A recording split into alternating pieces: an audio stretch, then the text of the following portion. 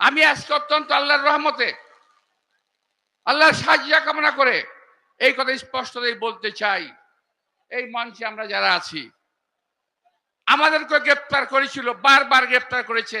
এই 17 বছরে কমপক্ষে 34 বার গ্রেপ্তার হয়েছি ভাই।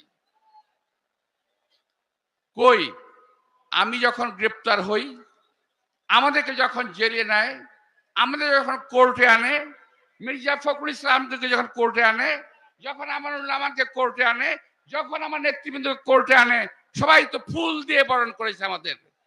আমাদেরকে সাংবাদিক ভাইরা বলেছে, আব্বাস ভাই হাত দেখান, হাত দেখান। আমরা হাত দেখিয়েছি। আমরা বীরের মতো গিয়েছি জেলের মধ্যে, জেল থেকে বীরের মতো বেরিয়ে এসেছি। আজকে ওরা কেন মার খাচ্ছে বলেন তো ভাই? কেন মার খাচ্ছে? মার খাচ্ছে এই কারণে, আমার নেত্রী গণতন্ত্রকে ভালোবাসেন,